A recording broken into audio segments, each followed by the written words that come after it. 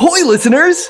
This is Debut Buddies! It's a fortnightly podcast about firsts. My name is Nate. I'm one of the buddies. I'm Kelly. I'm an additional buddy. I'm Chelsea. I'm the other buddy. And listeners, as you may have heard paraphrased by the dear departed John Lennon, podcasts are what happen when you're busy making other plans. We intended to talk about the first Barbara Walters special tonight on this episode, but instead, due to lack of availability of that very thing, we're going to talk about Barbara Walters herself. Because she was the first woman to be a television broadcast news person in the United States of America. You paused there, and I was like, "That's right, first woman." First woman. Yep, She's the first woman. That is true. Did I tell you guys that I reached out to somebody trying to get the full interview? No, what? Did you reach out to her latest? The estate? Yeah. Yes. Did you that's really? Correct. No, I should have though. That's a great idea. I wish it had occurred to me. Yeah, same.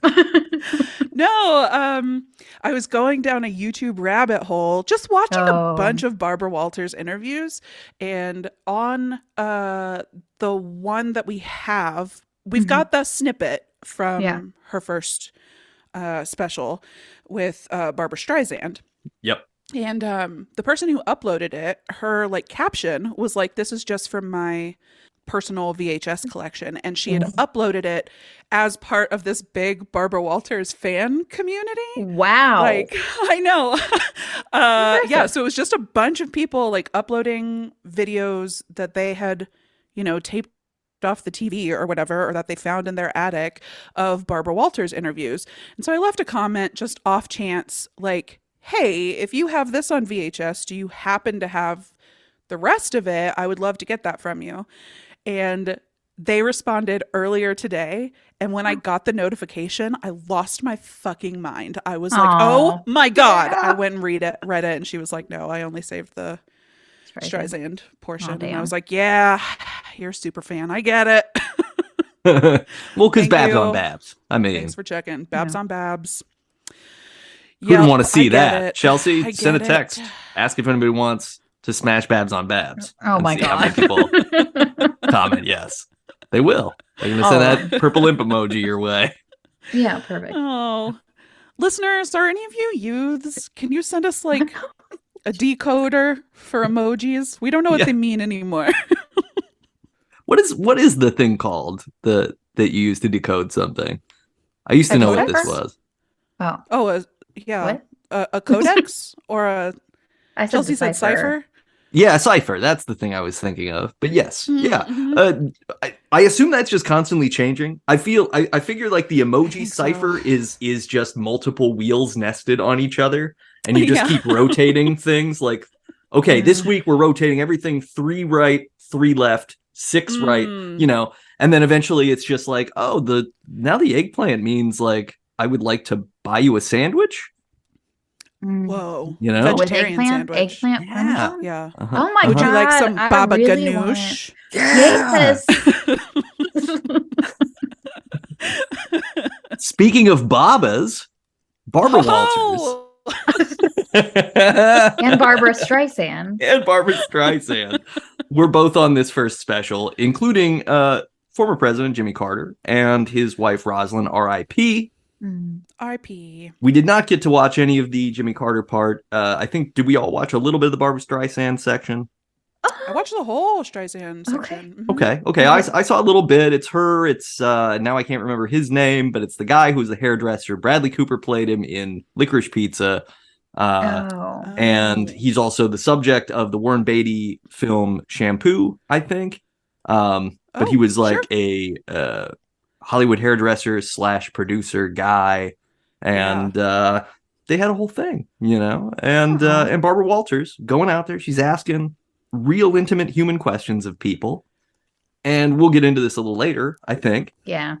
Because part of my memories of all of Barbara Walters specials, but it hinges on this idea that there was an era when you could see a person sit down with another person on TV and have a conversation that could be described as largely honest, or at least presented as such. Yeah. Yeah, presented in such a way that it's like, well, I'm sure they cut out the part where they were like, oh yeah, we just fucked before we came on camera, but but they didn't like That's cut, content, they didn't though. I would mold leave that on.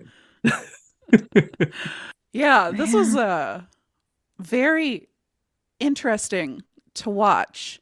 And I never watched the news, still don't, always just read it. Had never, watching this first interview, realized I don't think I had ever heard Barbara Walters speak. Oh, So Oh you my just god. knew her Yeah. face, I and you were just like, knew her that lady. face, I knew her That lady. reputation. I'd read Did the you watch The transcripts. View? No, no, I learned that she invented The View. Literally no one had any views until she made that show. Nope. True. Nope. She's largely responsible for a hot take era. That's that, right or wrong. That's the Yeah. truth. I mean, hot takes, they're hot. And that's They're the so thing. hot. Anyway. So hot. I remember things about Barbara Walters from Gilda Radner played Barbara Oh. Walters on SNL way back when, like before I was born. Oh, But I that's right. saw those like revival clip shows and reruns and stuff. And she played her as Baba Wawa at large. Right. And that was the Oh, whole yeah, thing, right? Was like, we're making fun of her voice. That was literally Mhm. all anyone had, because Barbara Walters is otherwise like a phenomenal, groundbreaking female figure in television. Right. So it's like, But okay, she's well, got we're going to that do this. Massachusetts accent. Mhm. Yeah. Yeah. Pacquiao, Wawa, and the Gouache.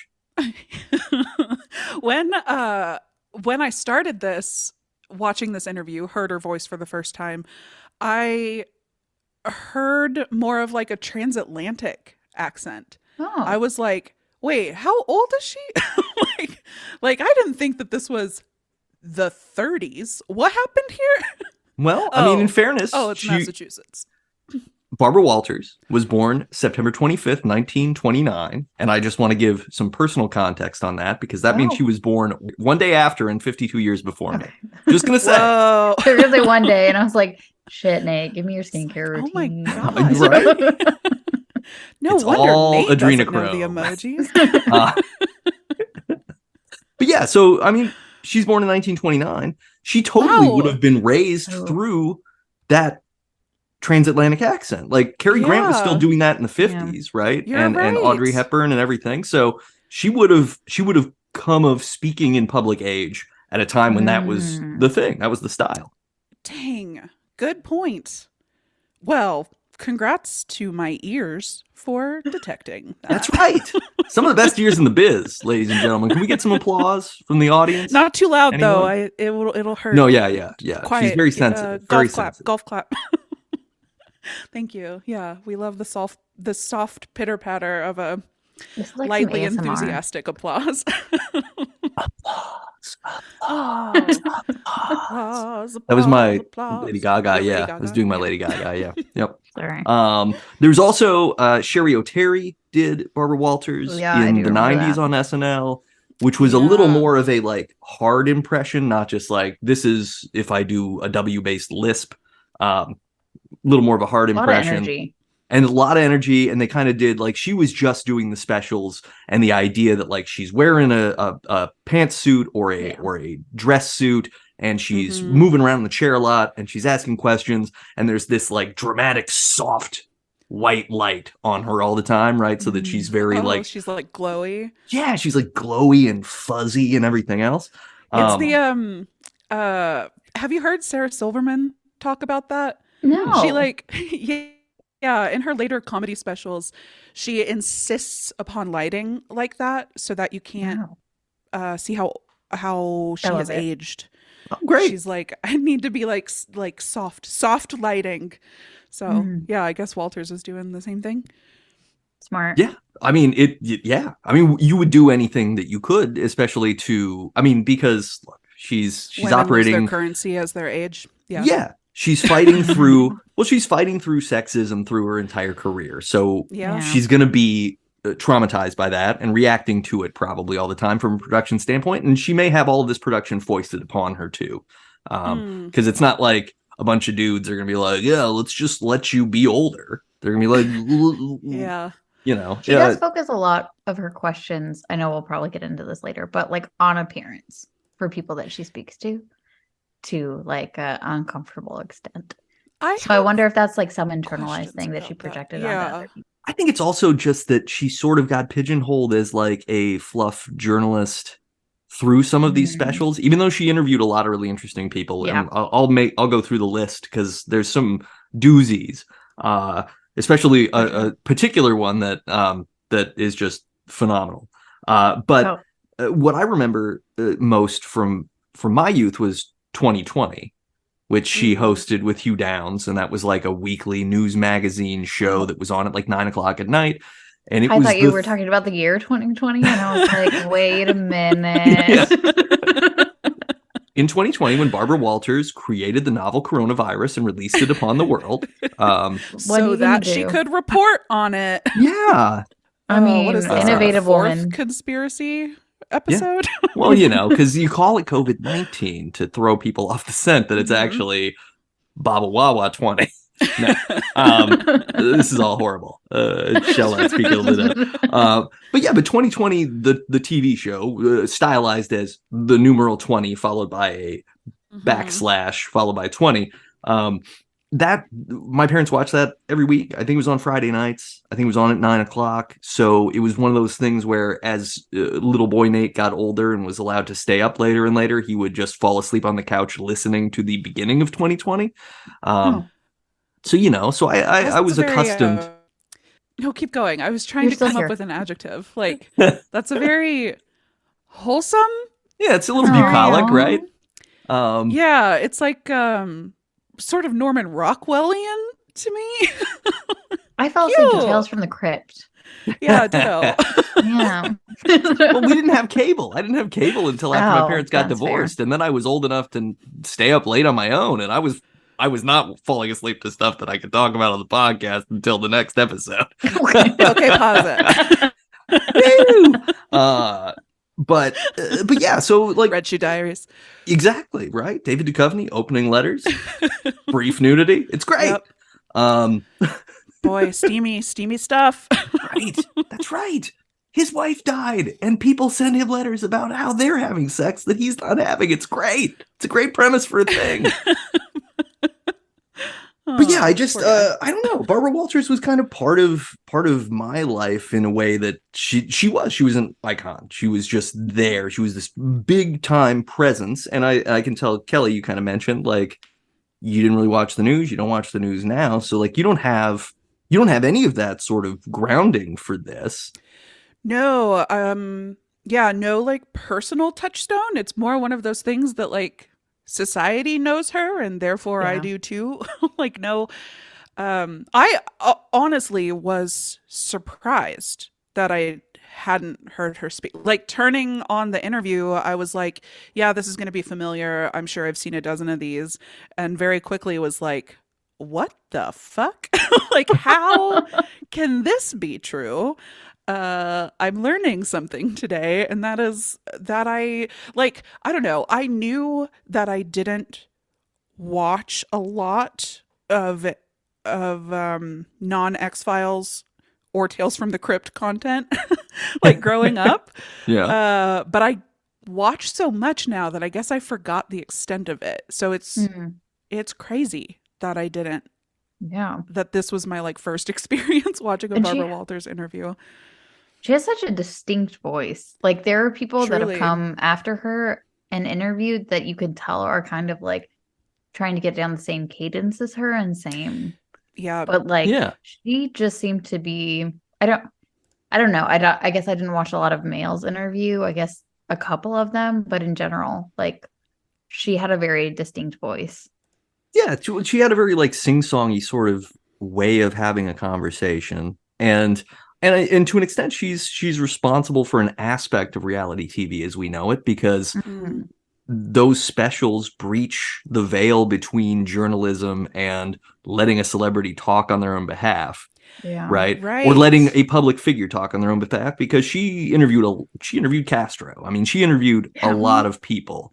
And when you're doing that, giving somebody a platform and changing the news isn't just like, hey, look, we've done some research, we've figured out the information, we're going to present what we know to you, to we're going to go ahead and cede some of our time to the person, and they're going to tell you whatever they want to say, and we're going to edit it probably a little bit, but probably not too much because it's juicy as fuck. Yeah. And I feel like she was so uniquely positioned to do that. How did she describe the interviews that she was getting before this? She had to like fight for, I guess, harder hitting interviews, or even maybe harder hitting isn't even the right word, but more like high visibility style interviews. Oh. And prior to that, I think she described them as like tea time interviews. Yeah, Not even interviews, she called but, her, like, tea her time. guests tea pourers. Yes, Oh, tea yeah, pours. because when she was on the Today Show, she became should we do the timeline from the beginning? Let's do it. Can I just finish this thought really Do fast? it! No, you're right. Let's do the timeline. No, and what's then your thought? No.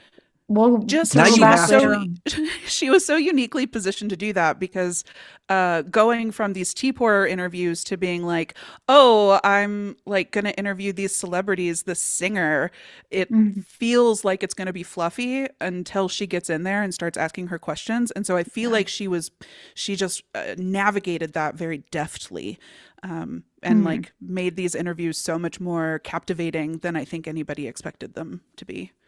I completely agree. I think that she had a sort of ninja-like cleverness that she could set somebody up with a bunch of fluffy questions and then be like, so why did you kill your parents? Right? And she would just do that. And somebody's kind of lulled into a state of whatever where they're either going to be comfortable enough with her that they're just going to answer, or they're going to suddenly become defensive and be flustered. And either way, it's a win for her, right?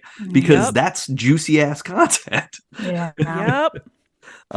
So like I said, she's born 1 day after and 52 years before me in Boston, Massachusetts. She worked at an advertising agency in New York City. That was her first job. Then she started working at WNBT TV, which is now WNBC in New York, doing publicity, Warner Brothers? press releases. Wait, no. What is the No, I can't. WNBC. What does that mean? NBC, National Broadcast Channel. Yeah, it's the NBC TV Worldwide? network, and WNBC would be the New York okay, specific gotcha. affiliate. I was trying to figure out which one. Sorry, thank you. Yeah. I was a broadcast journalism major for a hot second. I was like, all I know is that letters change east and west of the Mississippi for radio. Ooh, I'm smart. not sure about it's K TV. in the west, and it's, what is it out east? I think it might be W. Okay. No? Is it? I don't know. I thought W was... Oh, no, W is. Yeah, W is east, because WKRP in Cincinnati. That's what I was remembering, too. Perfect. We did it. And all of sitcoms are factual, so that's the end of that. That's true. That's right. Wait, okay. And you said it's based on the Mississippi. Okay, that makes sense. That's what that's how I'm remembering it. Yeah. No, that makes sense.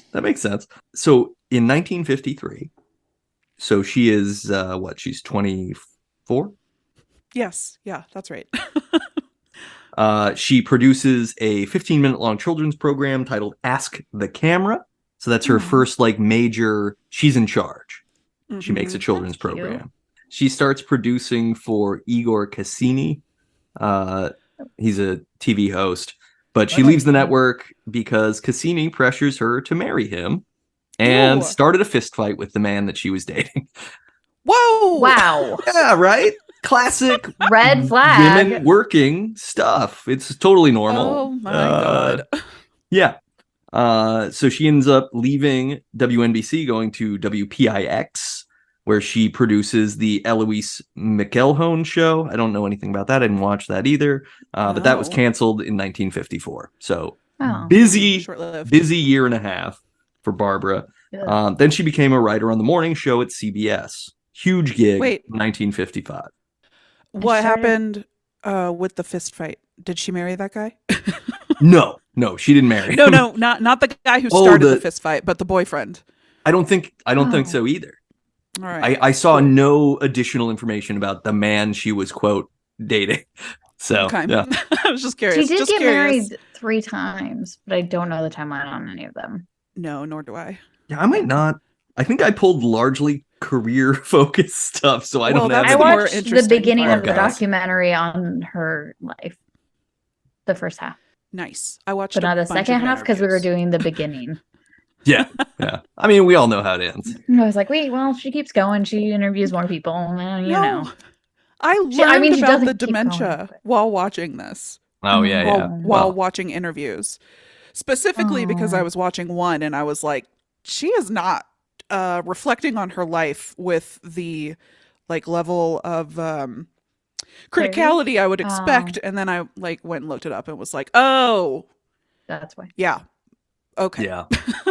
I kind of side tangent, but I kind of feel like dementia is almost like a reflexive protective mechanism so that we might forget the things we've done. Oh. You know what I mean? Like your body's preparing you for death and going like, hey, guess what? You're going to be extremely peaceful. And instead of make you like confront all of your bullshit, we're just going to let you forget all of it. And you'll just really want a Werther's original, and that'll be the end of it. And yes, we can arrange that. Listeners, Werther's original subscribe to the Patreon. I'm in my Werther's era. There's a bowl of them over here on the shelf in the background. Could you send one to me? Thank you. Yeah, you wouldn't download a Werther's original. Oh, wouldn't I? Watch me. Yeah. AI, how do I do that? Can I download a Werther's original? Like, what website do I need to go to? There might be a 3D printer. If we can 3D print guns, surely we can 3D print a Werther's original. That it truly is a golden age. Listeners, if you want to watch Kelly just work on a Werther's original for 10 to 15 minutes on YouTube, subscribe to our Patreon. Yeah, it's like a mukbang, but like really low key. Yeah.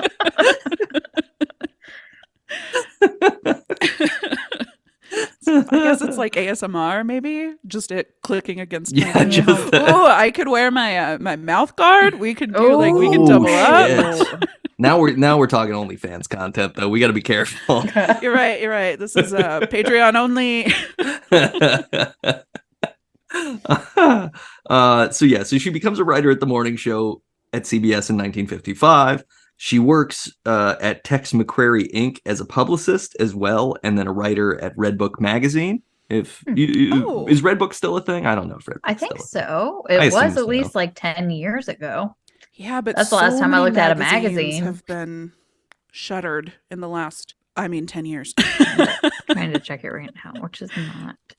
And then in 1961, she joins NBC's The Today Show as a writer and researcher. And they promote her up to becoming the regular, quote, Today Girl. Which is everything a 42-year-old woman wants, is a job where they're like, you're the Today Girl. Oh, God. What that title. Yeah. Oh, yeah. And I saw a brief interview with her or a brief section of an interview, Gloria Steinem interviewing Barbra Streisand, and not Streisand, Walters. Too many Babs, too many Barbaras. There's a lot of them. Oh, get ready for I see what you did there. Oh my God. Well, it's gonna be Walters, not Barbara's, but you'll get it. It's gonna be like this. Okay.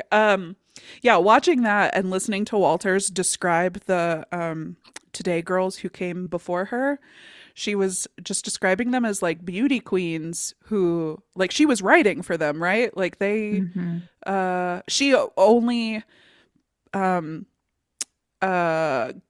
don't want to say got that position because that's not really what happened. She stepped into that role, if I'm remembering correctly, because the gal who was doing it right before her, like, got married and had a baby. And they were like, oh, we need somebody to be on screen. Get the one broad we have in the newsroom. We don't want to have to go get a broad from outside on the street. Right. Ugh, I guess Barbara will do. Unbutton her top button and stick her out there.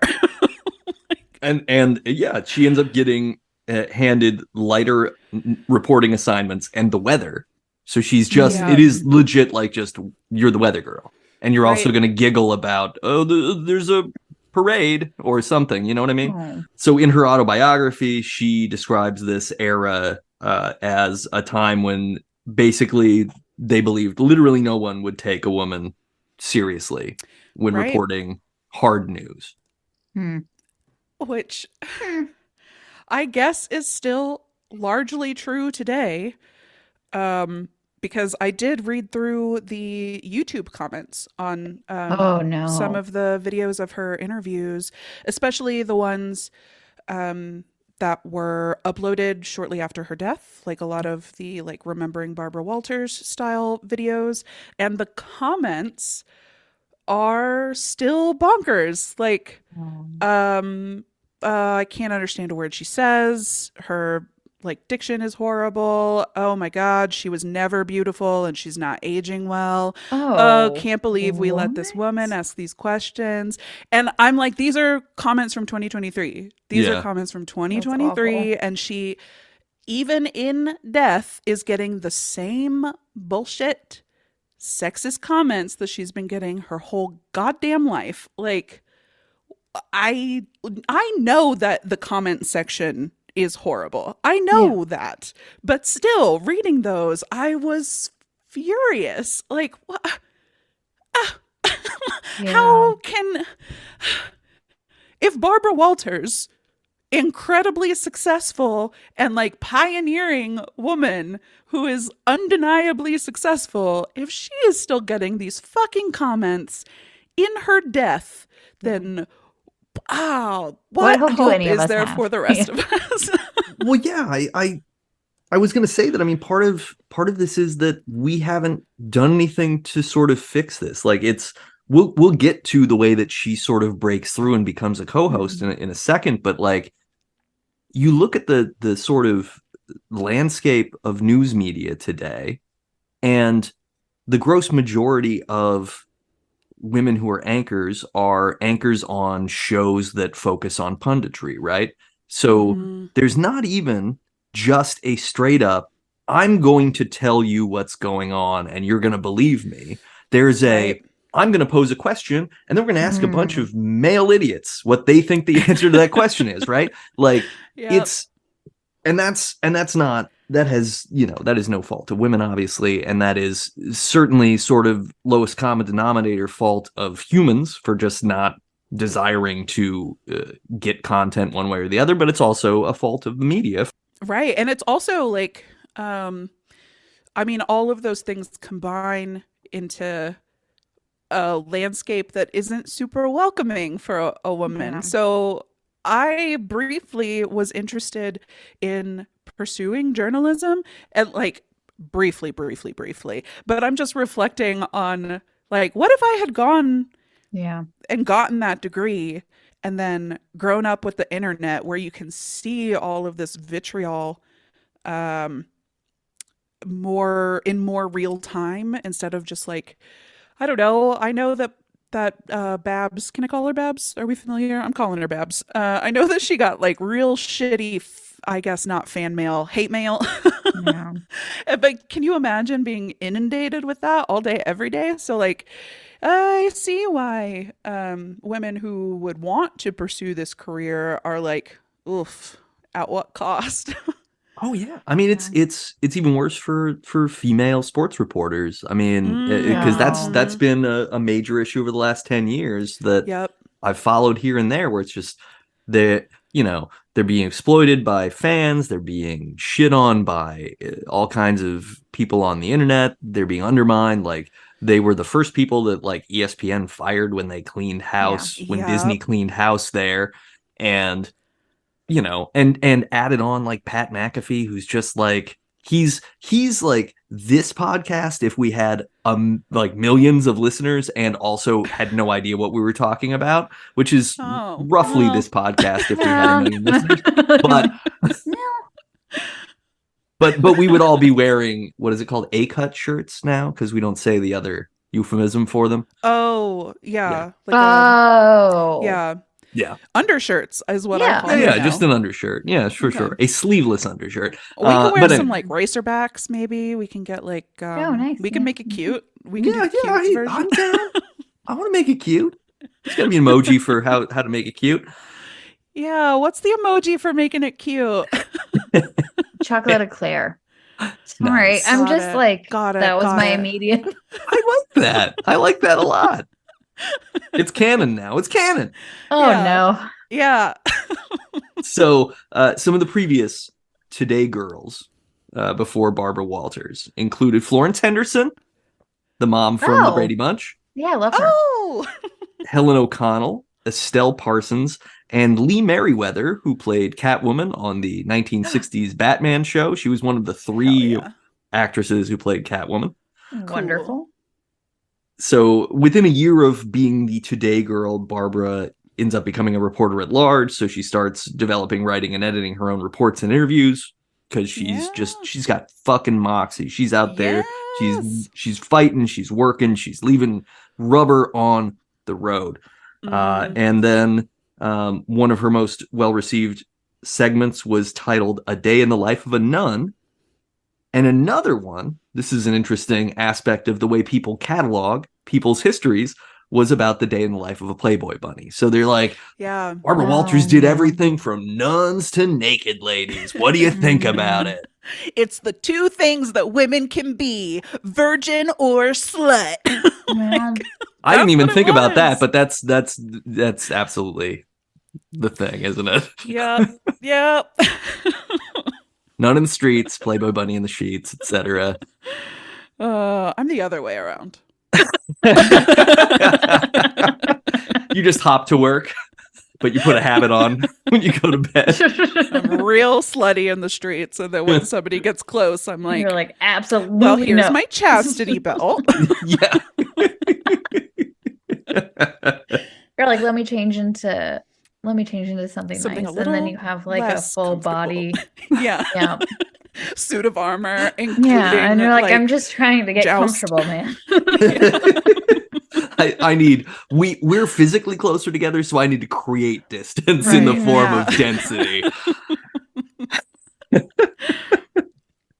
1971, she hosted her own NBC affiliate show titled Not for Women Only. Yeah. And that ran after the Today Show in the mornings. But it's a local affiliate show, so it's not going everywhere. It's just pretty much going to be the New York market in the morning after the Today Show.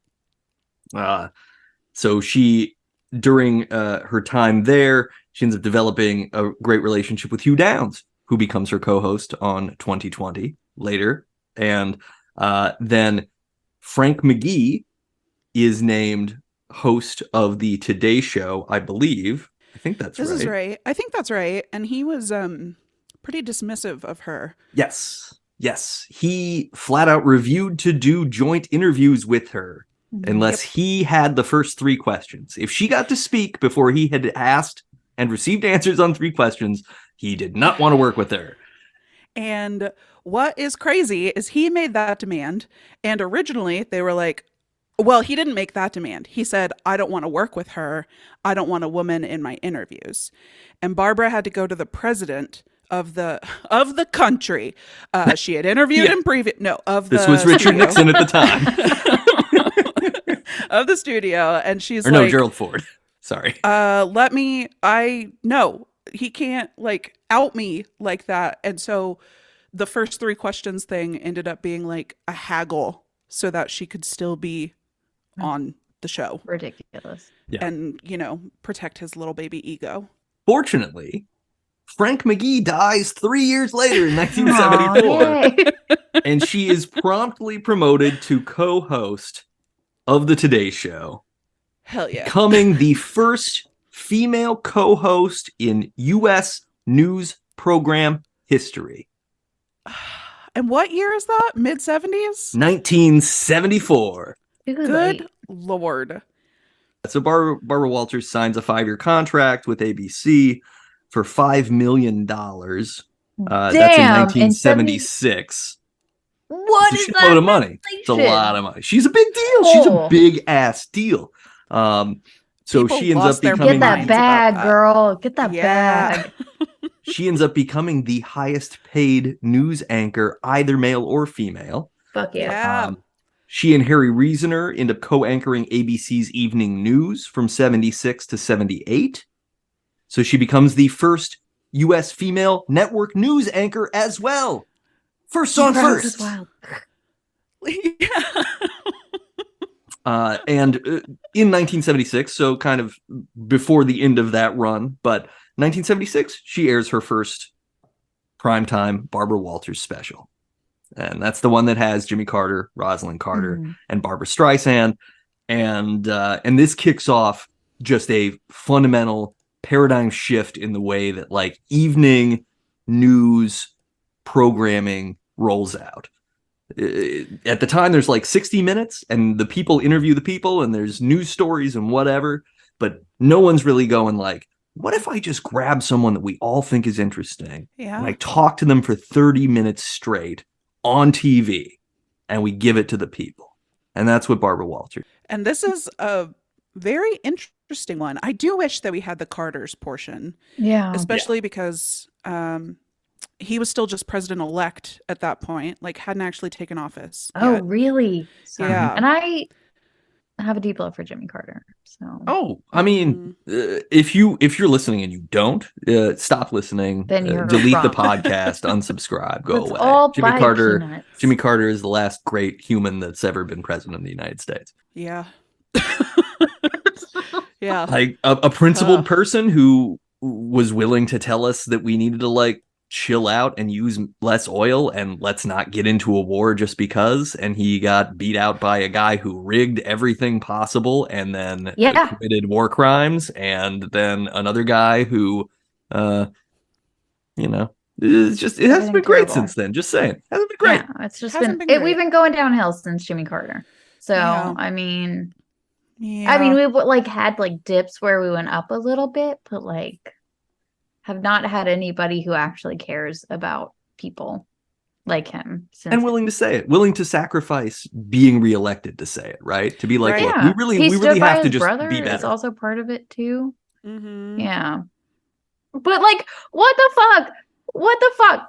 Like, sorry. That's my keep going. Just peanut farmer. What the fuck? Like, you're supporting your brother's business. It has absolutely fucking nothing to do with the government.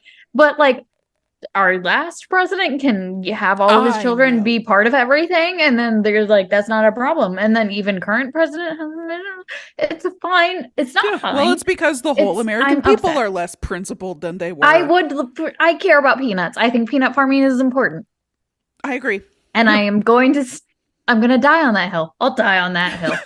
I'll die on the peanut hill. Die on that hill. One order of dementia, one order of peanut hill death. Peanut hill, thank you. Whichever. Dealer's choice. No, this is a really interesting interview. Even the portion with Barbara Streisand, just little old Barbara Streisand, just little nobody. Nobody Barbara Streisand. She's a funny girl, and then she's a funny lady. That's true. Funny twice. Boy, this was. I don't know what I expected, having realized that I had never seen a Barbara Walters interview before, but she comes out swinging. Oh yeah. Like just right off the bat, she's like, "Hi, I'm Barbara. America, this is Hairstylist to the Stars. Do you think that you're clinging to Barbara Streisand? Yeah. And that you don't have any skills or merit?" I was like, oh, okay, Barbara. Whoa. She's badass because she does that on this interview, and she interviews Fidel Castro. She interviews Richard Nixon and asks Nixon like, "Hey, do you wish that you would have just like burned all your recordings of all the shit that you recorded, you dumb motherfucker?"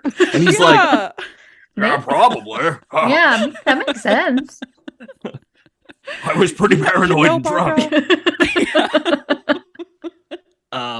She talks to Christopher Reeve. I don't know if Kelly, you didn't watch it, part of it. but I watched part of that interview. She talks to Christopher Reeve, and he's earnestly like, yeah, look, this whole like stem cell thing might not work, but like, what am I going to do? If I'm never going to walk again, so I might as well try anything to see if I could.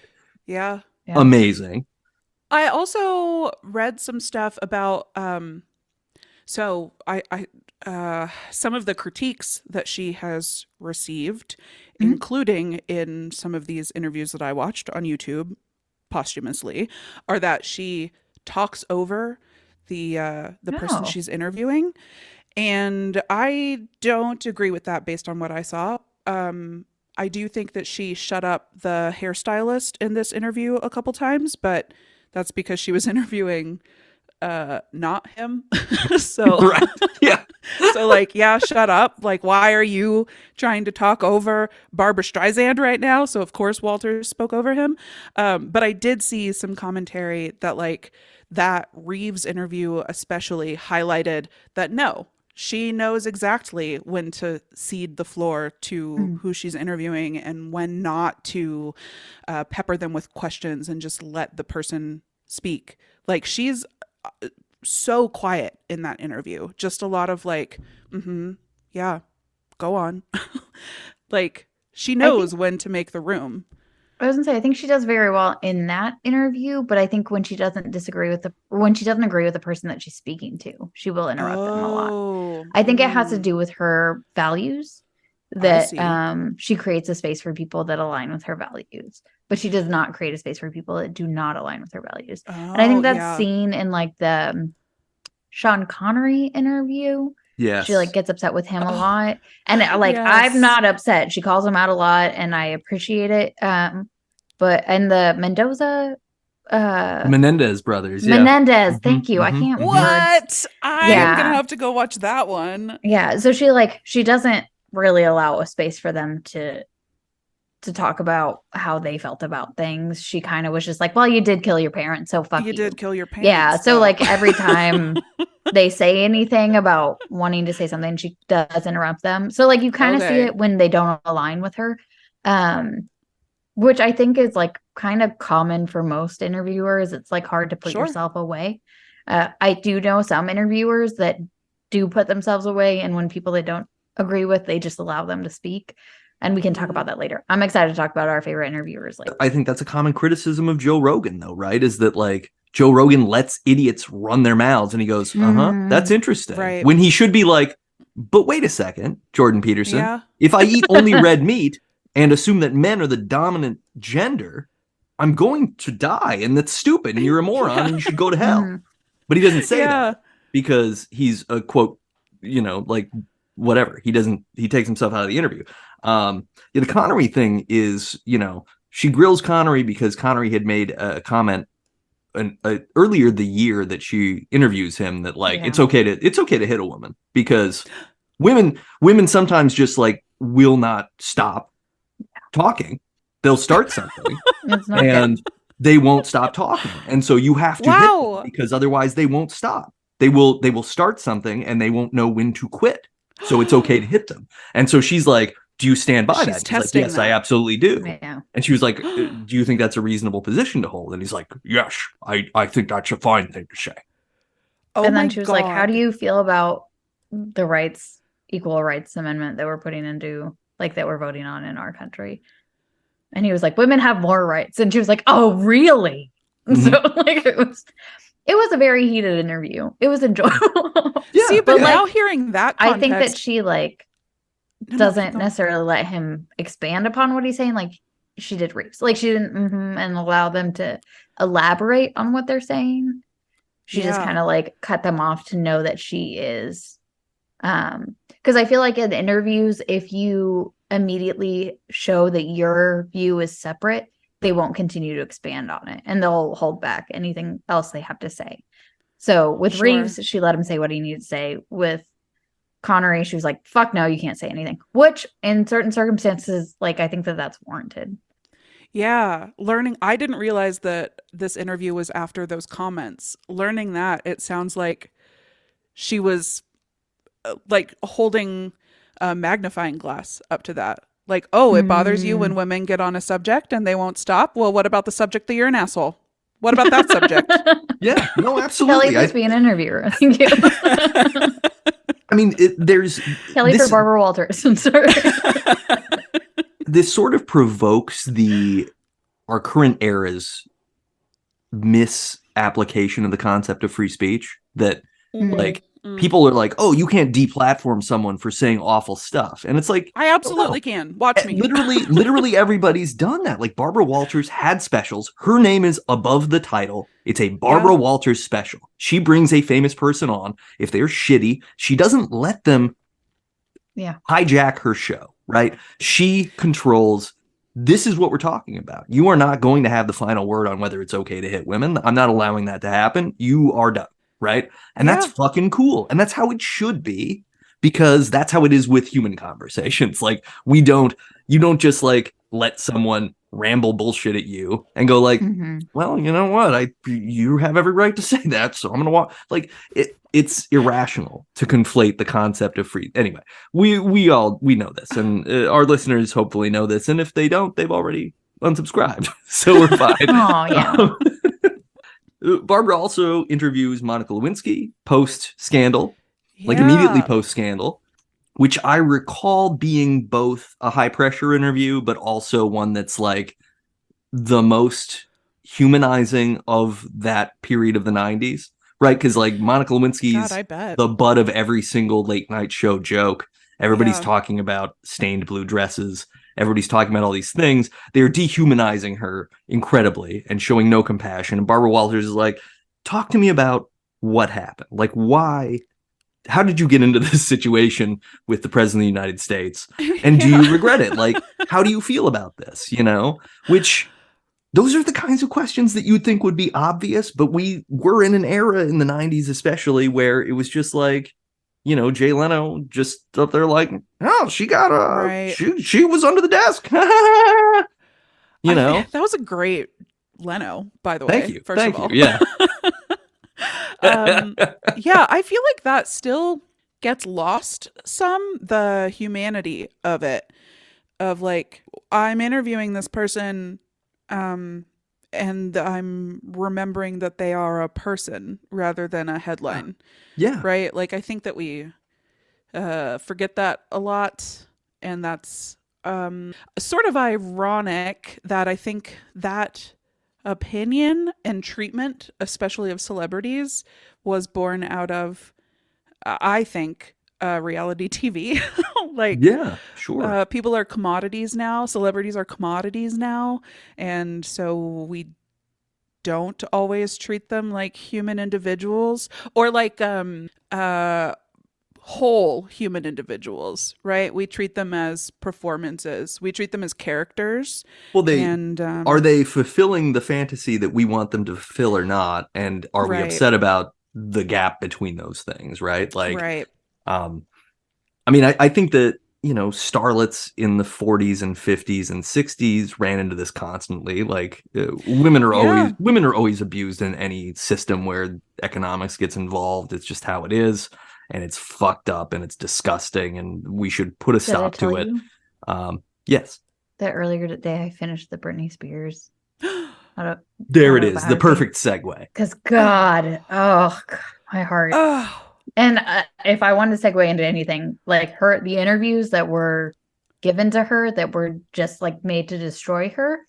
Yeah. I cannot. Britney deserves the world. I'm sorry. That woman, she just deserves to rest and do whatever the fuck she wants for the rest of her life. She has had such a terrible time of it. Love her so much. Great book. The Woman in Me. You guys go check it out. It's on Spotify Premium. Now that they offer audiobooks, it's wonderful all the time. Ooh, maybe I'll do that. I wanted to recommend there's a podcast called You Must Remember This. Yeah. Which you've listened to it?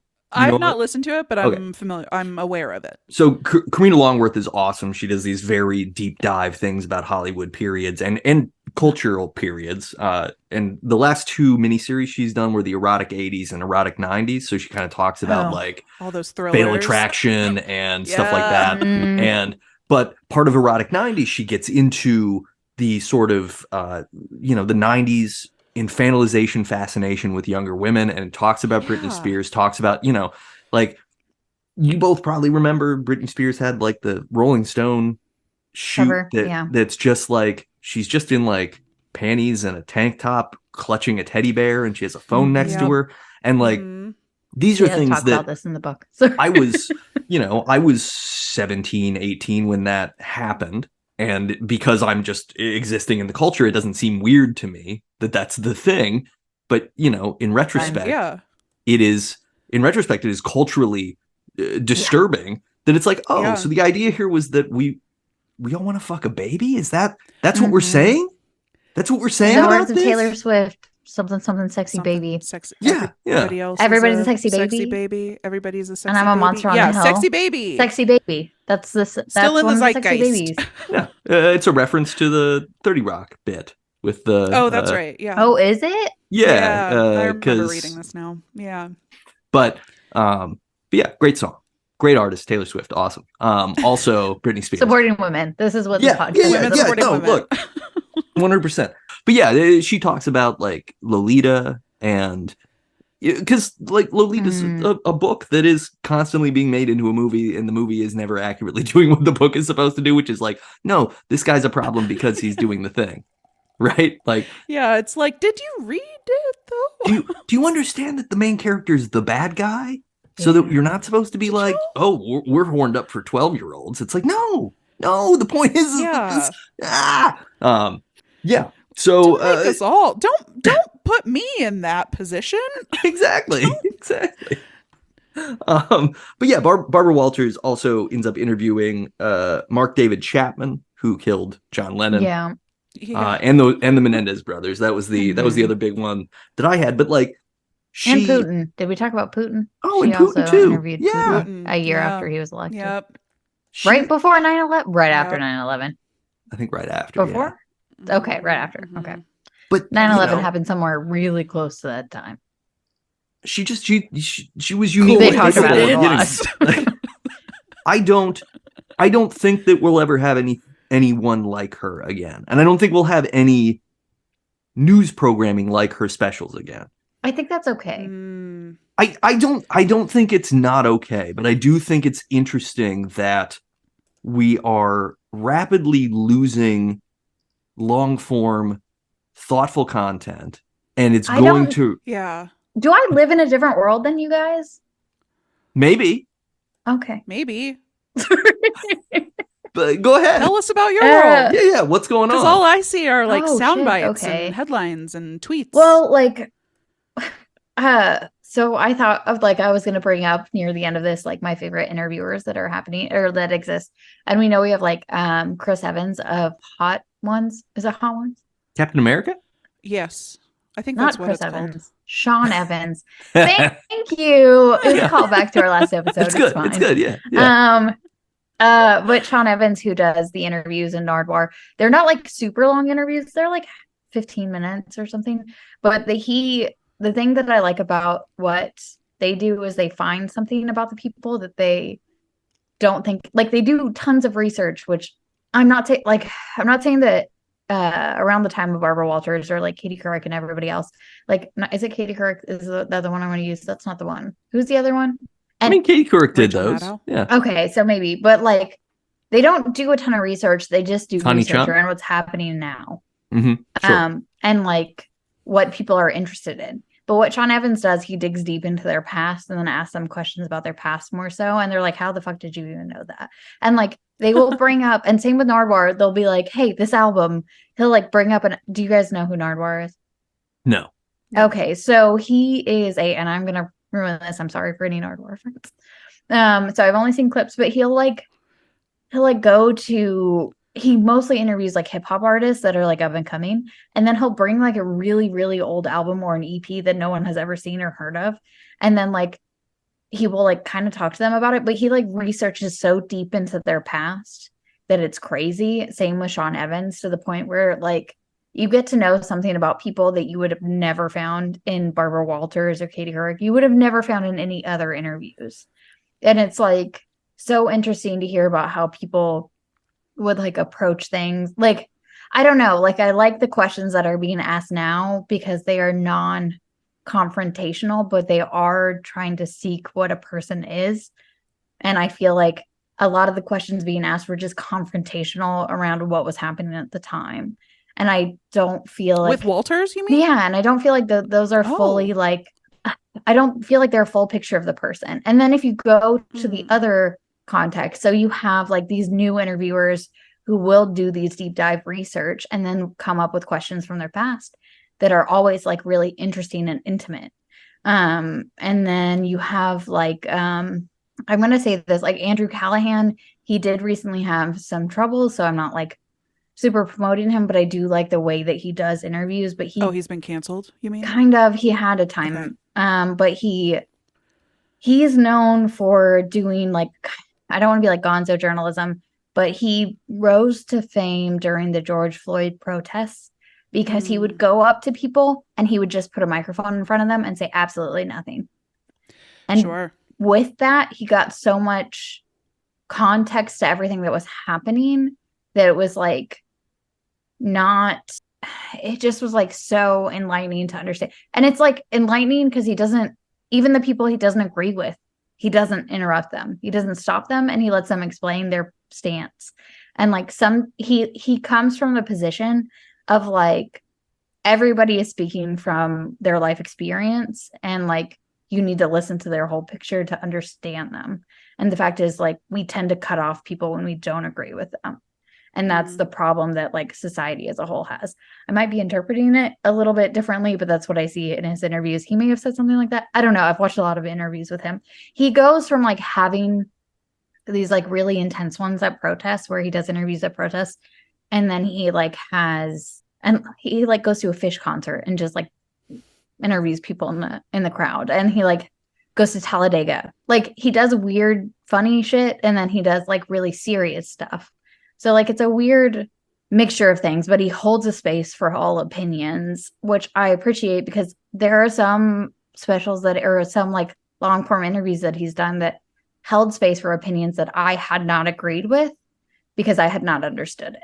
And then I understood where people were coming from. Like he went to a QAnon thing, but he didn't dehumanize the people, which often happens if you watch an interview about QAnon. So I was like, well, I'm actually shocked that I was like, oh, I kind of understand where they're coming from because I didn't really understand it before because I'd never allowed them spaces. Yeah. And most people don't. Chelsea's going Q. Yeah. She's going Q. Are you collecting pens, Chelsea? Are you collecting very fancy pens? God, I am. It's a Precise V5. Is there a weird thing with QAnon and pens? Because I do like good pens. you gotta watch the QAnon documentary stuff that's on Max. There was a series of that is phenomenal because it covers the way that the 8chan people might be directly implicated in the creation of the whole thing, but it's really interesting, and it takes a very understanding approach to the people who get involved in it, because it is like, well, these are people who are like curious and they understand that there's a problem and they see themselves as problem solvers and they see a mystery and they want to solve the mystery. All that's totally, I think to your point, like no one will be like Barbara Walters again, precisely because I don't think that there is a generational appetite for non-documentary stuff. Like we want, for the most part, I think short form content and the stuff that millennials and younger are consuming is documentary or styled like a documentary, right? Where the idea is, I'm not coming in here with an idea and an angle, and there aren't publicists and there aren't all this stuff. I'm going to get raw things that you're going to experience, and you're going to see something authentic. Whether that's actually true or not, we have to be intelligent enough to kind of decode. But, most of the reels and things that I see or stuff on TikTok is that, right? It's either like it's people who want to give you a recipe, or it's sports clips or whatever. But then it's also like, I'm just a man on the street. I'm going to go talk to these drunk kids at spring break and see what they say, right? And there's validity to that. Absolutely. You're touching on something that might even be more extreme, because I'm trying to think of where I sit and what I watch for content when it comes to things. Like when I go on TikTok right now, lately, I've just been watching debates, which is live, and it is like long form and people just talking about how they feel about things and trying to defend back and forth for a while. So I think that there's like a chance that there would be an appetite for it, because there is a deep love for Sean, not Chris Evans, and like how he interviews, that it would be. And there's a girl, something about a chicken date. Do you guys know Chicken Date Girl? This is probably not good, because this is a female version of the Sean Evans. There's a girl who like goes on a date with a bunch of different celebrities, and like that's her deal, is she goes on a date and she gets chicken, and then she asks them questions, and then she's like funny and insightful. Maybe not super insightful, I don't know, but they're very similar, and they live in the same world kind of. They just interviewed each other recently. I haven't watched it. It's in a date structure. So that's what Hot Ones, you eat hot wings and it gets progressively hotter. But it's not a date. I mean, it could be. You're eating a meal with someone. You're winking at them as you go. You're in a dark room. There's wings. But like, they if vomit. somebody was trying to I don't know what kind of dates you've been on, but yeah, I mean, yeah. I don't think there's any expectation. Yeah, a lot of vomiting in my life.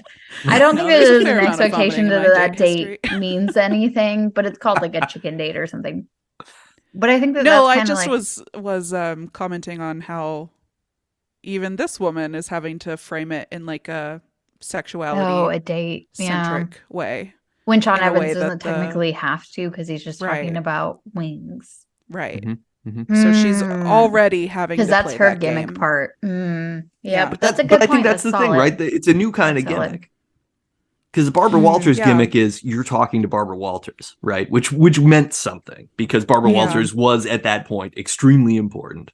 And Hot Ones, the gimmick is like, well, you get to be a celebrity and you get to be in a fun, quirky, vulnerable, but not too vulnerable situation.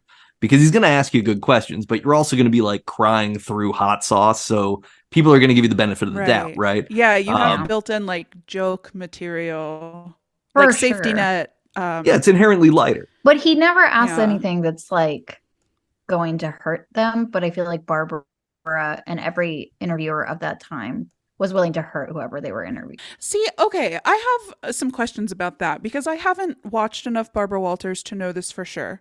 But even in this one where she's interviewing, she does say some, like I said, she came out swinging with the hairstylist. I do wish that I remember his name. I think it's John something. It's John or Jay something. But I'm just going to call him. Yeah, it's something. He's hairstyles to the stars. Listen, if men have been able to call women today girl for decades, I get to call him the hairdresser. Guy? What is it? Isn't there a word that we're hairdresser? Okay. And John Peters. Barber, I guess. Peters. John Peters. Yes, that's right. So she does come out with those sort of tough questions, and she's trying to get those answers out of him, and he gets flustered straight away. And then she's like, I'm trying to make you look good. So I have a question about that exchange specifically, because the way that I ended up interpreting that and some of the other interviews that I watched was that she was basically giving him the space to address what society had been saying. So she came out as like the audience surrogate to be like, hey, people are shit talking you elsewhere. So I'm coming out with that question right off the top and giving you the space to speak on that subject in a way that you haven't been able to up to this point. Was that a too generous of a read? I want to say because she comes at it combative, and I didn't watch the Barbra Streisand one, so I'm not sure. But as you're describing it, I'm thinking of the interview she did with Courtney Love, where she was basically like, "Do you do heroin? No. Do you do prescription drugs?" And she was like, "No." And she's like, "Do you do drugs in front of your child?" And she was like, "Oh my God, no." And she was like, "Well, this is what the people are wondering. I'm just asking you the questions that the people want to know." And she like pushes that like it's what the people want to know. And I don't know if I am approaching it from a different perspective because of the Britney Spears audiobook I just listened to. Sure, but she does talk about how like she had an interview with Kurt Loder, and then she was like, "Are you a bad mom? People are wondering." And like that is the same stance he took. And he was like, "People are just wondering this. This is just what people are wondering. Like, should you be a parent?" And stuff like that. And she was like, what? I just got custody of my kids taken away, and I am already at a really vulnerable state, and people are not treating me well. And she goes into an interview and they just kind of like are like, "You're garbage. Can you comment on that?" Yeah. Well, and like that's how a lot of the interviews are. They're just like, "You're shit. Can you comment on that?" That's what same... people think, but can you comment on that?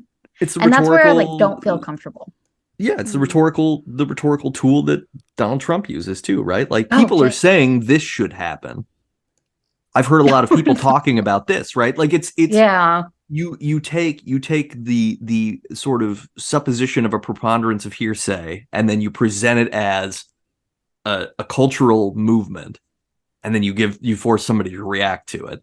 And I think that part of the reason why that doesn't have to happen as much now is because social media does that. Like if people all want to ask Britney Spears if she's a bad parent, they can go on Instagram and be like, you're a bad parent, right? Like people don't have to wait for some mouthpiece to ask the questions in the same way.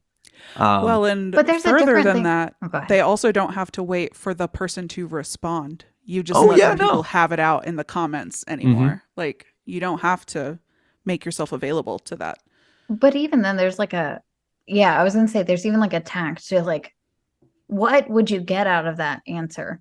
Do you want them to say, yes, I'm a bad mother, and that be like the response? I would expect her to be I would expect her to say, no, I'm not a bad mother. No, but and that would be enough to satiate the audience. No, I would expect her to use that opportunity to speak more about her experience. Like the question isn't yes or no. The question is open-ended. Now, I will agree that a lot of Barbara Walters' questions are still steeped in a lot of misogyny. Not a lot to do about that based on when she, rose to fame. But I don't know. This is a lot to think about because this is a very complicated subject, and it's very interesting to me that we came at it from like totally different reads, and now I've got a lot to think about. And it sounds like I need to watch more of some of these interviewers who I had written off. Like I've watched a couple hot ones, but I only got funny stuff, never anything super compelling to me. So I haven't ever paid much attention to it. But maybe I should. If I were to talk about somebody else who we've probably seen interview people in a more comfortable setting, I would say like Anthony Bourdain kind of leaves a space for people to, he did leave a space for people to talk and explain things more so in their comfort zone. And like, he was judgmental. He was judgmental on the same side I'm judgmental. I was like, why would you mention Anthony Bourdain? Because he was very loudly like, fuck you, fuck that. No. That's true. But okay. So he's like Barbara Walters is what I'm saying. Well, thank you for bringing me around to that. I think part of the thing is that what this is revealing is that, one, we have a responsibility to participate and cultivate our own media literacy constantly. Which is to say that the way people manufacture conversations and the information they present to us is ever changing and constantly flowing out of a big pipe. It's shooting a load of cream corn at us, and it just keeps changing the Play-Doh tip to different shapes. And if you're not ready for the star shape, you're like, oh my God, this is amazing. I can't, oh no, it's cream corn again. You don't know. You don't know when you're going to get blasted in the face with a wet pile of corn unless you're paying attention to the system. That's fair. Is that fair? I don't know. I'm going to go back on that. I am you were doing exactly what I said, which is you're questioning whether or not what I'm saying is valid at all. And that is what I want everyone to do with other people, not just me. And I did watch just a bunch of like reels of, or like not reels. I watched YouTube videos of Barbara Walters asking problematic questions. She tries to out a lot of celebrities, and that's probably where immediately was like, girl, no. And that is Ericentric kind of behavior that is, it's patriarchy based. It's all these other things. It's gross. It's awful. Yeah. And that's the thing is like every conversation that we're presented with in some form by people who are going to make money on it is manufactured in one way or another, right? Like the most authentic seeming conversation that gets a lot of likes or views or makes money or has advertisers, well, they have a formula and they're doing a thing on purpose. And it doesn't mean that it's all gone and all bad, but it does mean that you have to be like, why are people saying this and why are they allowed to say it, right? Like to bring it back to the Rogan thing, like one of the things that I think is most quirkily strange about like all the people who love Joe Rogan is you think that he's cool because he's somehow defying a paradigm by letting these people say whatever, but you don't take the next step to think like, but wait, he's letting them say whatever because all of us will listen to anybody say anything, which means it's all moot. Like there is literally no circumstance. Like we make no money at this and we have motives. Like, I think we're pretty bald-faced about our motives because here's my motive. We can't even do a single episode without we can't do a single episode without like defying capitalism or something, right? Like we are hard on our sleeves about it, but it's not like that even gives a full picture of who we are. Like we're not 100% authentic on this. Like I don't think anybody ever is in any circumstance. And that's the fucked up thing about recording and presenting any kind of content. Yeah, that's why we have trained an AI to mimic our voices so that we don't even have to worry about it anymore. Oh my God, that would be so nice. Sorry. I love you guys and I love talking to you guys. But I'd be tired all the time. I don't know about y'all. Well, no, I do want to train a computer to do my job. Yeah, job. So that I can if I could do this stuff more, that would be fine. If I could take away the things that make me upset, I would prefer that. This is not one of the upsetting things. Imagine our lives if we could record this podcast at like 11 in the morning. No, don't even. Whoa. I'm just saying. Think about not on a weekend though. No, yeah. On a weekday, like a Wednesday at 11 in the morning, we sit down, we have midday alcohol, and we do a podcast. And then we're like, cool, I'm out. You know, I could make that work if I'm being super honest with you. It's time for the Mouthgarf report. The Mouthgarf report. Open wide. Yay. Woo! You're both familiar with Tom Fell. He does like Instagram reels where he's sitting at a desk. He's a guy, he's got long hair. He's always like, you're going to die alone. And then it's just a bunch of different poses. Yes, you know this guy? The long hair, his hair has grown out, and the mustache, also the mustache. It keeps going, and he does a fairly set routine of Instagram-friendly poses that are sort of like playing off of way women pose in videos. And then he says things about capitalism, but he's also recently had several videos where he's doing an ad for a company, and he's being self-aware about the fact that he's doing an ad. He's like, I'm a sellout too. You should go here and click on this and buy this thing. But the thing is that this is part of the insidious nature of our existence, which is that like even the people who are subverting the paradigm are very evidently going like, oh, well, I can make a lot of money by doing this, so obviously I'm going to. The end. And then there is no change to anything. It is just that the comedian gets a hand up his ass and becomes a puppet. You know what I mean? Right. Well, it's like, you've got to play the game to win the game. Yeah, that's the life. Yeah, says everybody who ends up becoming Henry Kissinger. Like, you've got to play the game to win the game, and then I'm just going to kill a bunch of Laotians, because that's how it works. I once worked with a bunch of cops and almost thought I was going to become a cop. So hashtag ACAB. I agree. It was a time. So like I was almost the problem. But it's like that optimistic view of like, I can change the machine from the inside.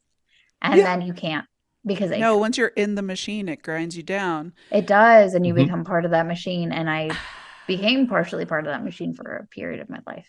You know what we need to discuss? This is a fun Mouthgarf. Hold on. Watch me do this. Just I'm give so me a excited. second. I'm so excited. So what is each of our like sellout position, because we as podcast hosts need to be on the same page.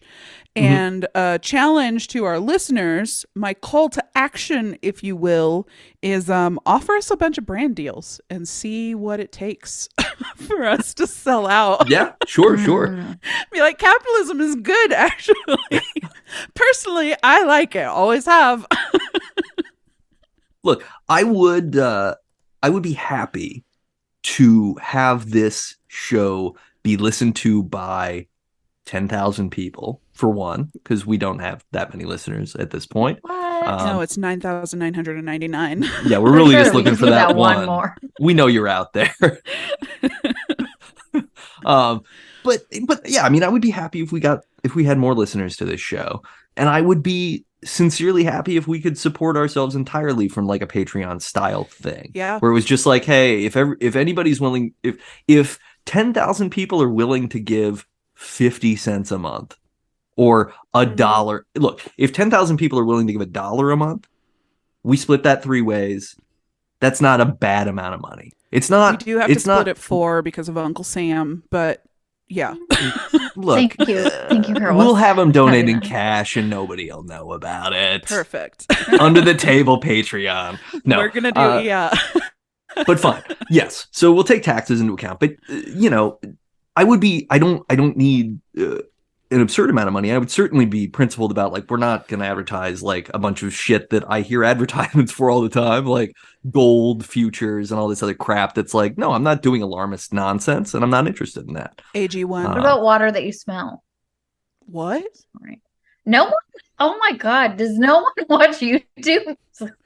I do, but I pay for the ad-free YouTube. Oh my God, that's so smart. I should do that. I didn't even.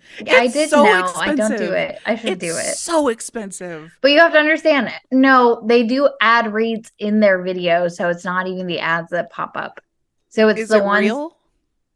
Is it like a real ad? I'm just asking because Nate had a made-up ad portion on his last podcast. The Big Idea used to have fake ad reads as a bit. Yeah. No, it's real, and it's multiple of the podcasters, the YouTubers that I watch have been are reading ads for them. But it's you have a little scent packet on your water bottle, so you smell while you drink water. It's like insane. One of those jokes about LaCroix.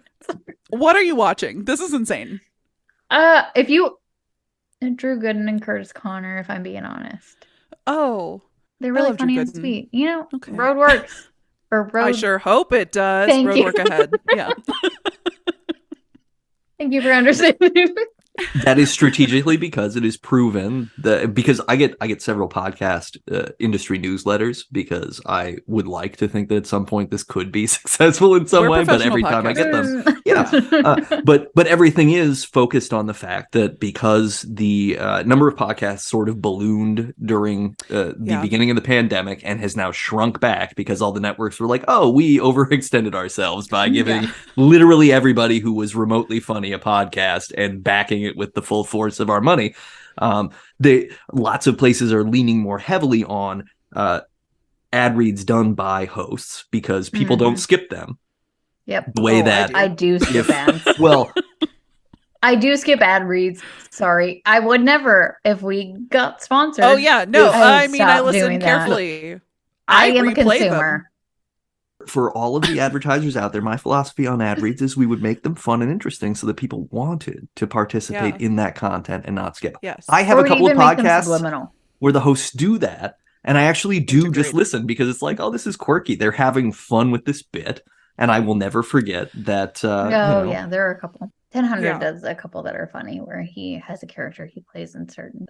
There are a couple of them that are funny. A couple of them just are clearly reading the copy. What if you read the copy? I can do it. You guys, I'm very quiet. I've been told that my voice cannot be heard by people in general. You are very quiet. What did you say, Chelsea? Are you talking? Kelly, is Chelsea even here? I'll just do the ad read while you guys do a bit. It'll be perfect. Doing it right now. I keep seeing Chelsea in the Zoom screen, but I can't hear her at all. It's weird. Sucks. It's like air water. Get that air water. AG1. Active greens. Is that What are the other you know? ones? Yeah, that's Squarespace. Squarespace. Never go to the post office again. Ooh, stamps.com. Oh, Stamps.com. no. Family steamer. And this is O'Reilly. just a Can we small bring it taste. back? Like, Yeah, we'll just do jingles. We'll just do jingles from the 80s and 90s. yeah, and then everyone will go to O'Reilly's for their auto parts. So, yeah. Not to bring up my favorite podcast again, Stop Podcasting Yourself. Some of their bonus episodes are just jingles from their youth. Or they have listeners Delightful. call in with like really localized God, I love it jingles. so much. Oh God, Chelsea, I'm sure that we could come up with some. Who is that furniture Hank's guy? Fine Furnishing. We had a Hank's Fine Dining next to our apartment in Seattle, and every time I went by it, I said, Hank's Fine Dining. That's right. Fucked with me for the rest of my life. Thank you, Hank's Fine Furniture. Oh boy. Yep. Okay. Mouthgarf. Mouthgarf report. Yeah, that Wait, I think hold that on. was it. That was the Mouthgarf There, report. I have a That's Garf. it. We're done. I have a Garf. Oh, you got a Garf? Let's do Yeah. a Garf. Yeah, Nate, I tried my damnedest to find you a Garf, but we have researched the Garf so hard that there's no Garfs available in the flea markets I go to. It's my best opportunity is there is a punk rock flea market that is in Camden, New Jersey, just a little bit up the road. It's up straight across the river from Philadelphia. That apparently is this phenomenal like flea market situation. Best place. It's the best place to shop for your holidays. That isn't all the normal garbage. So if we can cut away, find your Garf. and go up there and do that, I will see if there's some Garfs. That was my goal this holiday, is for you to find your Garf. That's It's it gonna would be a be it would be a Christmas Festivus miracle.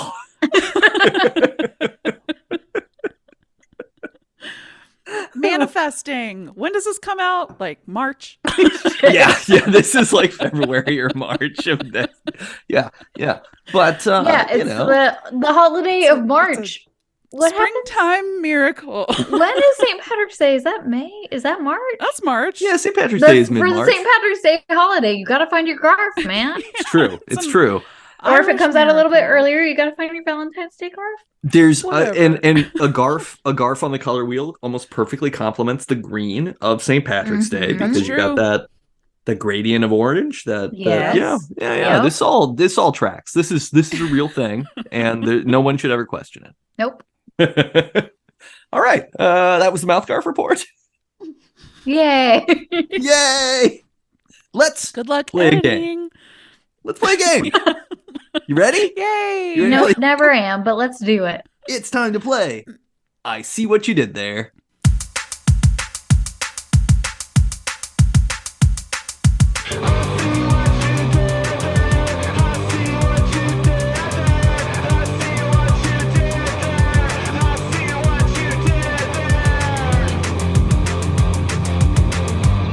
Ooh. This is gonna be- Ooh.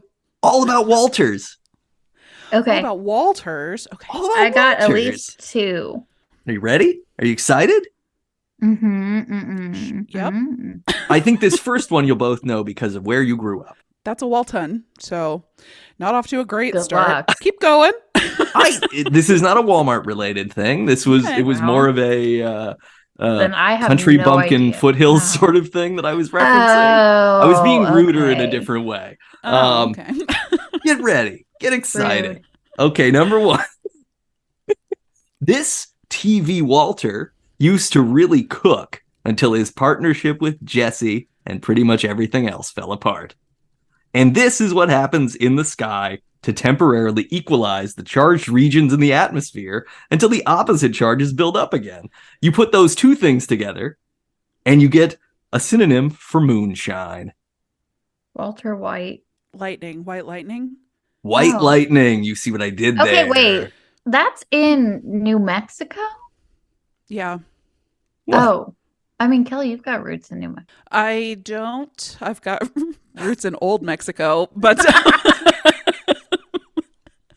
There's No, but moonshine in meth Arkansas. That's what I was country going for, and right? also Oh, moonshine. man. That's all I was That's doing. true. Yeah.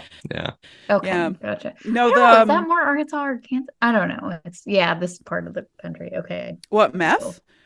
Yeah, I guess so. No, I it's mess big everywhere, time. baby. It's big time. When I was I a see kid, it the more in house across the Kansas. street from me, their garage blew up multiple times from meth across multiple different residents. So, Oh shit. strong meth country. There was just Everybody- something about that garage. Every time somebody moved in, they were like, you know what? This is good meth You know what we could garage. do with this garage? You know, I feel I have like an extra somebody's room in my renting it. garage that I'm really worried Meth. might have been for that. Yeah. Well, don't look into it because the remediation is expensive. Good point. Good point. yeah. It's better that just we don't know what happened than to have to pay for fixing it. Yeah, white lightning. That's what I was going for. Walter White, lightning being charged particles in the atmosphere, put it together, synonym for White lightning. moonshine. Moonshine. We do have moonshine.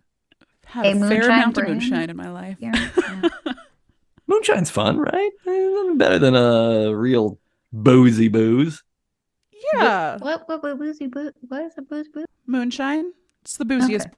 booze you can get your hands on. But it's the booziest booze you can booze. It is. That's true. That's it. That's the Amen. one. All right. Number 2. This waltz famous opus is Leaves of Grass. And this is an electronic musical instrument that records and plays back elements of rhythm, melody, speech, sound effects, or longer portions of music. Put those two together, and you get the name of a box of chocolates. Okay. So- I mean, we've got Whitman, You got Whitman, Yes. and then an And then- electronic musical instrument that records and plays back elements of rhythm, melody, speech, sound effects, or longer portions of music. Okay, hold on. Electronic playback we're trying to get name of chocolate. recorder. That's not okay. I'm looking like in my brain. I can see the chocolates. Mhm. You Special? Is it? No, that can't be right. Yeah, it's got like the font. The box has it's usually kind of a yellow cream color. There's usually like a cross-hatched looking Yeah. sort of stitched sort On of the embroidery box. style thing. Yeah, it's not actually fabric, but that's the way that Deluxe? it's printed. I'm trying to Okay. think of different ways you can describe chocolates. Think of this as, for the chocolate being a mark of Specialized. variety. Oh, Maybe it's a box of fancy chocolates that have a variety of chocolates in it so that you can Whitman's try some of them. cornucopia. Whitman's Sounds- selection. Wait, no. What, there's that chocolate called Symphony. Oh, There is that chocolate called Symphony. But that's not this chocolate. That's Okay, not got that's it. not this. Okay, you're okay. you're rolling through a grocery store, a regular old grocery store on a Saturday in the 1990s Okay, I'm to maybe going. early 2000s, or you're rolling through a Costco pretty much any day, and there are people with gloves on and aprons, and they're offering you tastes of food that are called these. sample. Great. Whitman's sample. Samples. Chocolate. Sampler, yeah. Whitman sampler. So the Finger monkey. Got it. Thank you. Appreciate it. the electronic musical instrument that records and plays back That elements seems- of rhythm and things is That a makes sampler. sense. We're Yeah, pulling that's- samples. So you I have made that too complicated Whitman in my sampler. brain. This is a finger fucking monkey. This is a finger monkey. I was like 808 machine. yeah, Uh, that Casio keyboard that goes dun dun dun dun dun dun dun. Yeah, dun, yeah. dun, dun. yeah, I was trying to remember the boombox that the Mountain Goats recorded a lot of their early albums on. Oh Like, yeah, I yeah, can't. shit. Okay, all right, You- okay. You, Whitman see what I sampler. did there? You see what I did there? Mhm. Whitman sampler. Yeah. Okay. Number three. This utility is a job scheduler on Unix-like operating systems. Mhm. And this is the type of store I, Nate, used to work at in Boulder, oh, so many years ago. Walter Cronkite. store. Cronkite. You see what I did there? That's For right. once, I truly and fully see what you did there. You know, I was thinking whenever you said you're going to have Walters, I was like, I wonder if it's going to be Walter Cronkite and it's going to be about a kite store. I'm so happy. Well, it had to be, right? She not only saw what you did there, she predicted what you were going to do. Yeah. That was beautiful. Whoa. That just Whoa. means we're combined. You divined what I was going to do there. Is this the singularity? Makes you an oracle. Yeah. Is that happening? No, I mean, you listeners, we were going to record this a week prior to this, so some of these questions I put together are a little old, but you should have seen me when I was trying to sort of, like a mystery writer, go with what happened and then try to work it backwards. Yeah, reverse. And I looked and I was like, fuck, Kron is a thing and it's a computer thing and they'll both know it. It's like, great. Yeah. We're going with this. I'm actually a little bit surprised that you knew it, Chelsea. Kron is like... no, I just knew he was going to have something with a kite. And then I was like, it's going to be Walter Cronkite. I know it. So that's how I knew it. And there's also a scheduling software called Kronos. I don't know if that helps. Yeah. Kron. Oh, yeah. Because Kronos is the god of time? He is. Lots of stuff is called Kronos because of that. Time. Yeah. Yeah, because my other option for that was CJ Cron, who was a baseball player who played for the Rockies, so glad you and then now plays. Wait, where's the Walter in that, sir? Well, there wouldn't be, but it would be like you have to name the Rockies' most recent first baseman who was traded to the Angels, and that wasn't going to go anywhere. I know that already. Look, yeah. You know your audience. We have spent enough time together that I wouldn't even try that with you. You know, I respect you too much, but I respect myself too much too. We don't have all night, important. So. Okay, last one, number 4. You'd never guess that this blues singing, ghost psychiatrist playing TV and film star's given name is Walter, and this is a popular Chicago skyscraper / tourist attraction. Will you say the first one again? Yeah, you'd never guess that this blues singing, ghost psychiatrist playing TV and film stars given name is Walter. You'd never guess that his given name is Walter. He doesn't go by Walter, obviously. Blues singing. Psychiatrist playing. So who's played a ghost psychiatrist? Now, is he a psychiatrist for Ghost, or is he a ghost who is also a psychiatrist? Ooh, great question. That is a really great question. He's a ghost who is also a psychiatrist. I see. Oh, that is not where I would have been. Greg Kinnear. Walt Kinnear. I like just saying Greg Kinnear in conversation. That's a good way to go. Importantly, this particular ghost psychiatrist doesn't know that he is one. Oh, Bruce Willis. Spoiler! Give me the rest of the thing. I need the Chicago skyscraper / tourist tower. Oh, yes, yeah. put it all together. Yay, Bruce Willis Tower. Yeah, you see what I did there? Yeah, Bruce Willis. First name is Walter. I know. I felt pretty confident with Greg Kinnear, so I'm glad it was Bruce Willis. Walter Willis, that would have been a harder one to sell. So I'm glad that he changed that over. Yeah, is Bruce his middle name?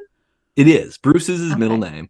And big love to Bruce Willis, who's battling dementia and things, and it's not looking good. We should send him some Werthers. Yes. God, we fucking should. We care. You see what I did there? Yeah. Let's. Wait, when was he a blues singer? He put out an album. Oh, in real life. I thought you were saying that he played a blues singer. No, he actually did. So did Robert Downey Jr. Similarly. The album is called I think The Life of Bruno. Let's see. I gotta find Brusso? The Return of Bruno. Oh. It came out in 1987. And he has backing musicians include the Pointer Sisters and the Temptations. Oh, the Pointer Sisters are from Arkansas. Oh, cool. There you go. The more you know. I see what you did there. Thank you. Wow. But yeah, he covers a bunch of songs, classic blues songs. He sings some other stuff. And then the movie he was in where he plays a cat burglar and I wish I could remember the name of that movie. But he sings a bunch in that movie too, because it's in the same era where he's just That's like, cute. I can do whatever I want, so I'm just going to be a blues singer. You can find Bruce Willis on a couple of TV commercials also kind of scatting, and that was his thing for a little while in the late 80s. I love that. Oh, amazing. How many depths? How many depths? How many depths? How many depths?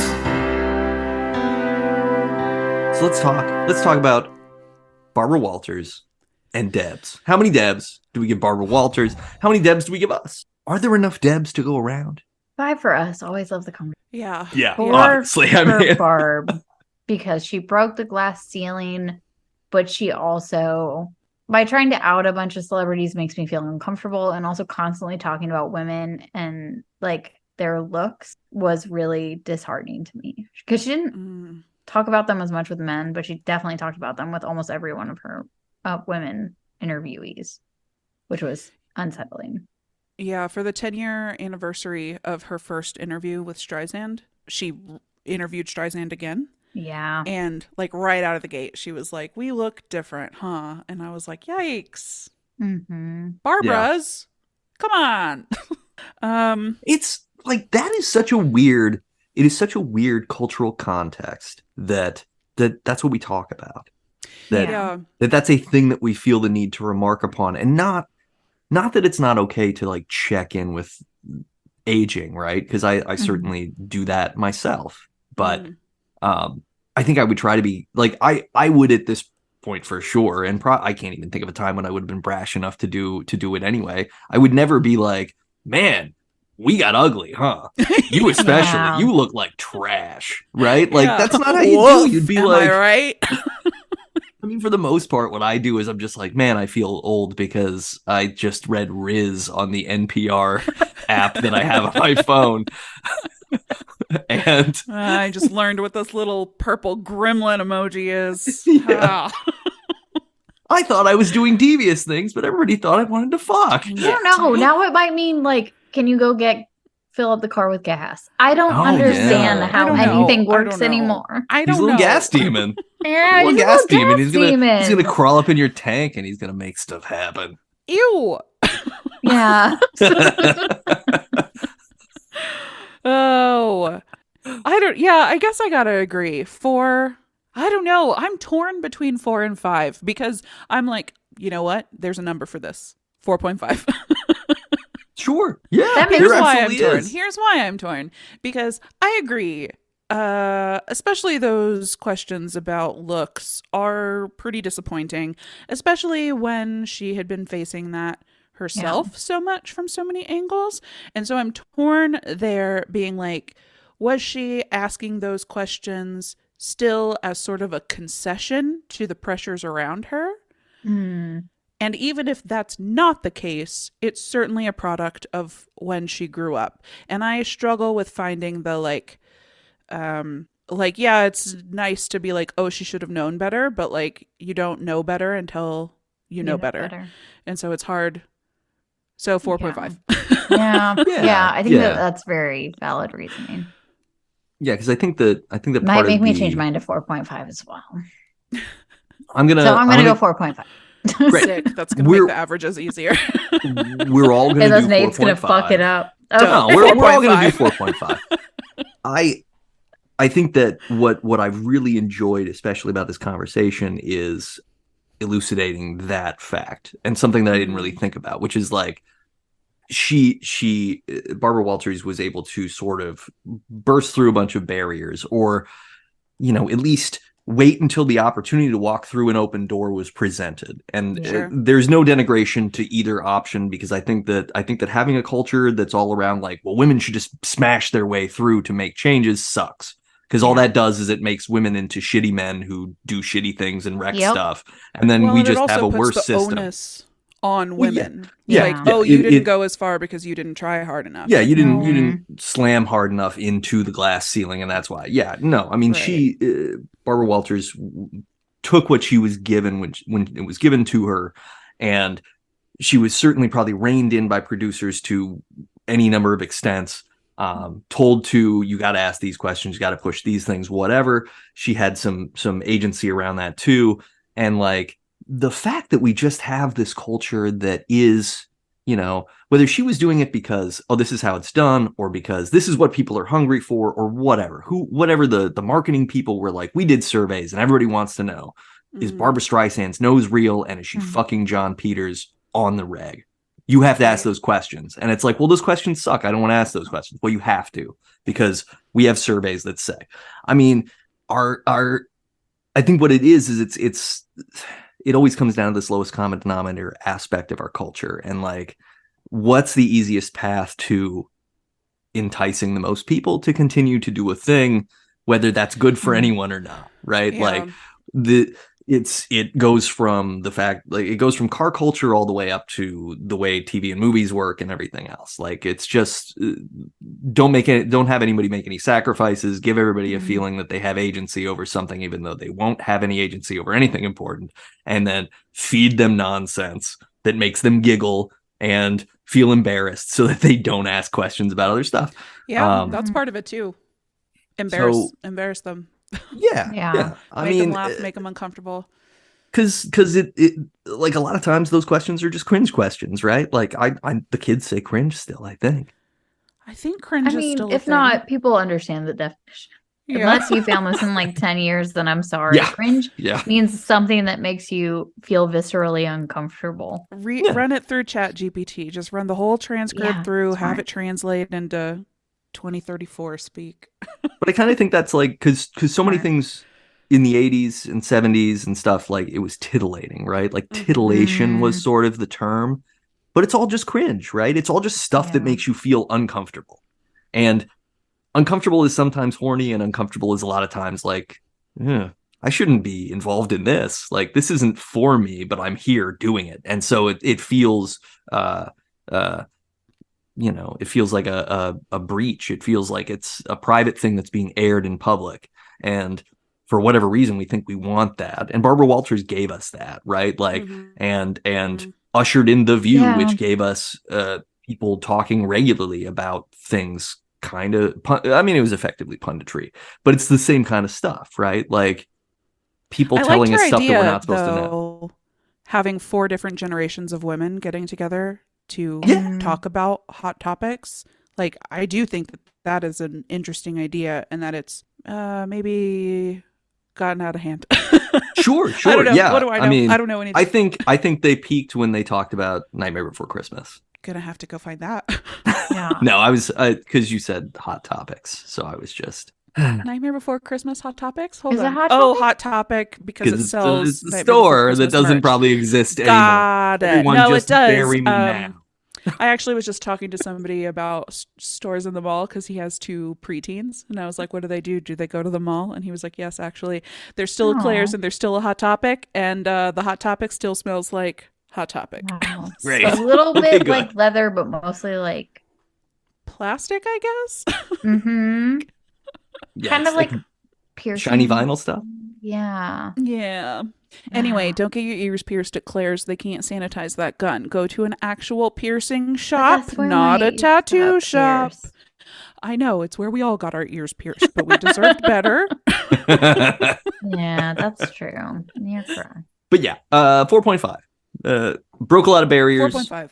Also, sort of fed into our voracious hellbeast of a culture. Ta-da. Wait, do you guys have any like preferred interviewers? Oh, no, you guys don't love Oprah? Oh, man. I mean, like other people who interview people. Well, Jada Pinkett Smith, Oprah Jimmy modeled Fallon, herself after Walters. Conan O'Brien. People say that Conan O'Brien talks over people all the time, but I like him. I relate to that because he's comedian first, interviewer second. So he's got to go for the bit. Yeah. That's like this entire show is just we're all comedian first and then We've got podcast co-host second. So we're talking over each other all the time. I thought Jon Stewart was a good interviewer for periods of time in The Daily Show. I thought he was good. I think he does hold people accountable. Yeah, Colbert's good. I think that David Letterman is still a pretty good interviewer. My Next Guest Needs No Introduction show is pretty interesting. He doesn't push too hard, but he does ask some good questions, and he is pretty he tries to stay sort of neutral, where he's like, yeah, tell me about that, and then he just lets people go. So he can be pretty interesting. Because most interviews now are podcast interviews. That's what I was thinking. I was like, the only interviews I listen to are podcasts, and they're also Patreon podcasts. So they're special. I can't share any links to those. I skip them half the time because I don't like listening to them. I used to listen to one that was, I listened to two. I like Work Life with Adam Grant. He interviews people and talks to them about social psychology stuff, work psychology stuff. I also listen to a different podcast that I don't listen to anymore because I love Jonathan Van Ness, and so if nobody knows what I'm talking about, you can look it up later. Jonathan from Queer Eye? Yeah, JVN. Somebody was mean to him. I don't know if we want to talk about on Armchair Expert, they edited it and took some stuff out of context, and he treated him really badly. Boo. Yeah. Okay. That's not good. Yeah. We don't support that on this podcast. And now I don't because of Yeah, fuck those guys. I only edit this podcast to make you two sound better and me stupider. That's how I edit Never Show the Monster. Thank you guys for making me sound better consistently. You always sound good. That's the thing. That's not true. You're the smartest of the three of us because you only talk when you have something to say. Yeah. And I talk all the time. No, regardless that's not of whether true. I'm going to That's go the least somewhere true thing you've ever said. That's the least true thing you've ever said. It's like the what's that Abraham Lincoln quote? Better for people to yes. Don't go to the theater. Actually, I did skip the theater tonight to record this. See? It's true. You're welcome. No, what is it? It's better to let people assume that you're better to be quiet and let people assume you're stupid than talk and remove that doubt. What is it? The quote is, it's better to remain silent and be thought a fool than to speak up and remove all doubt. Yeah. So, me and Nate are out here being like, I'm a dummy. And Chelsea's like, here's my fully formed Can I tell you guys a story of when I was in high school? I was sitting at my locker one day and a girl comes up to me and she's like, I know that you're really smart. Can you help me with this homework? And I said, yes, because she was popular.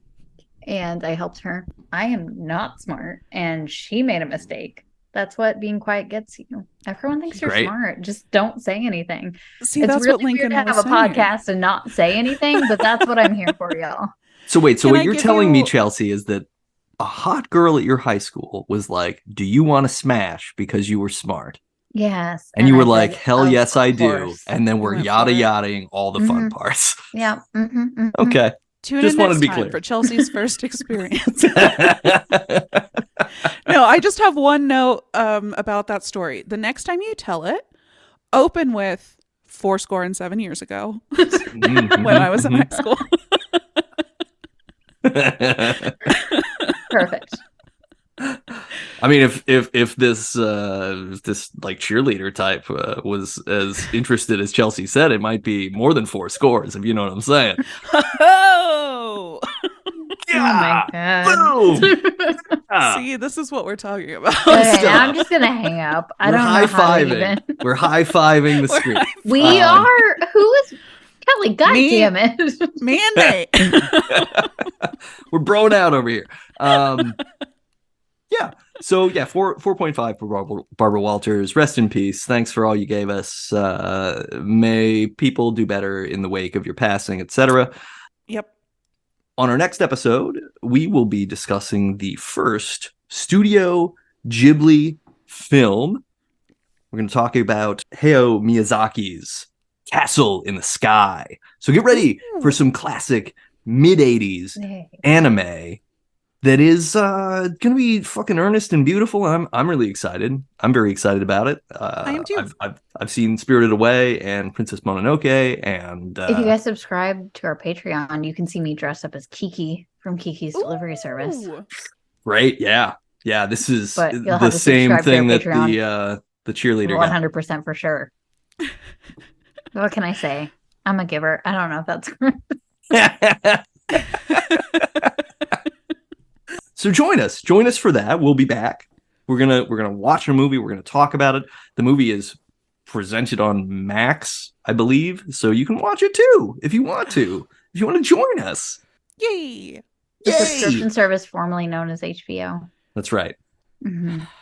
Max, formerly HBO, if you like this podcast, please rate and review us. Go to Apple Podcasts. Give us 5 Only stars. It's very high. But if you want to rate us lower, don't rate. And don't talk about what we look like. Yeah, don't talk about what we look like, but ask a provocative question, right?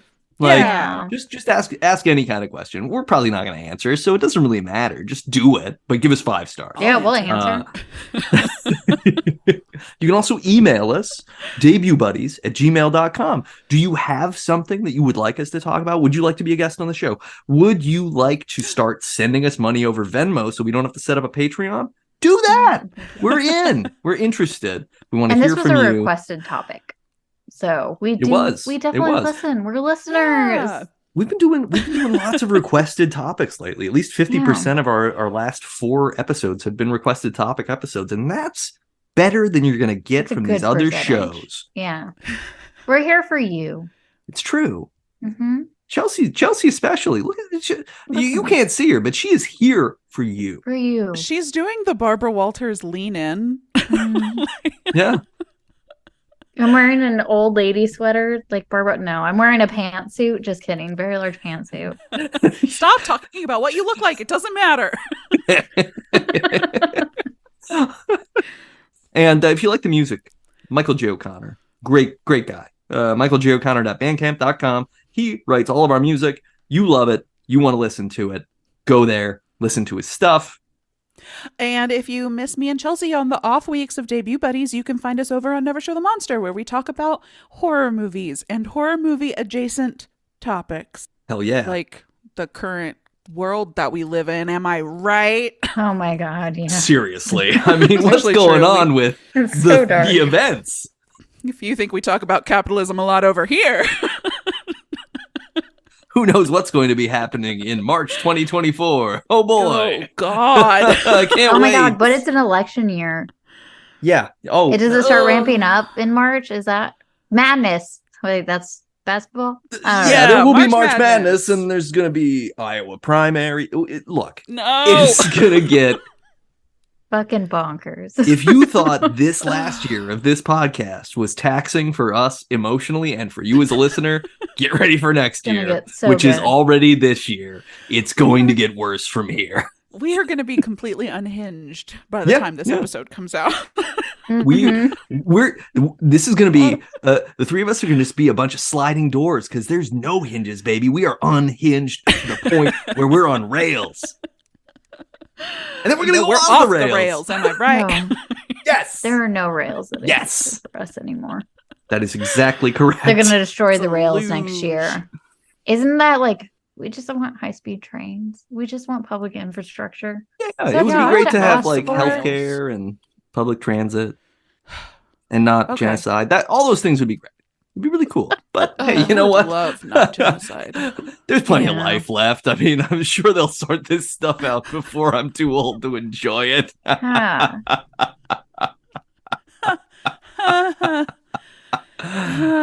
ha. Yo ha. Yeah, we'll see you next time. Yo ha, buddies. Bye, buddies. I'm glad we ended on such a high note. First is